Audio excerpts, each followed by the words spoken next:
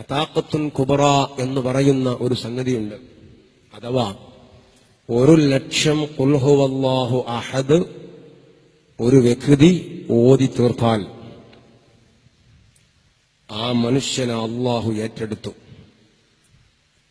സല്ലല്ലാഹു അലൈഹി വസല്ലം തങ്ങൾ പറയണം, അള്ളാഹു ഏറ്റെടുത്തു എന്ന് പറഞ്ഞതിന്റെ അർത്ഥം ആ മനുഷ്യൻ അള്ളാഹു നരകത്തിൽ ഇടൂല. ഒന്ന്. രണ്ടാമത്, അദ്ദേഹത്തിന് ദുനിയാവിൽ ഏതെങ്കിലും ആളുകളോട് എന്തെങ്കിലും വിധത്തിലുള്ള ഇടപാട്, എന്ത് ഇടപാടായിക്കോട്ടെ, ആ ഇടപാടുകൾ അള്ളാഹു വകവെച്ചു കൊടുക്കും.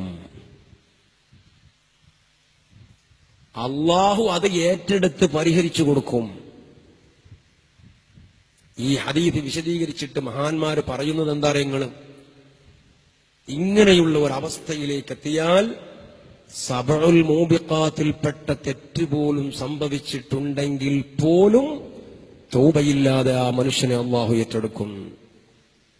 1,00,000 ഖുൽ ഹുവല്ലാഹു അഹദ് ഓതി തീർക്കണം അതിന്റെ അതപോടുകൂടെ.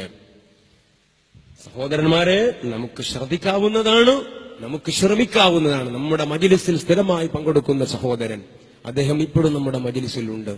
ഖബൂലിയത്തിന് വേണ്ടിയിട്ട് നിങ്ങൾ ദ്വാരക്കണം എന്നാണ് പറഞ്ഞത്.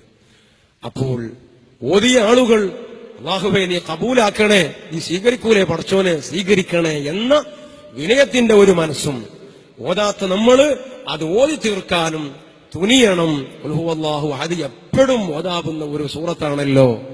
അങ്ങനെ ആ നരകമോചനം സാധ്യമായി കിട്ടിയാൽ ഒരു നേരിയ പ്രതീക്ഷയെങ്കിലും റബ്ബിന്റെ മുമ്പിലേക്ക് പോകുമ്പോൾ നമുക്കുണ്ടാകുമല്ലോ. അല്ലാഹു തആല നമുക്കതിനൊക്കെയുള്ള തൗഫീഖിനെ തരട്ടെ.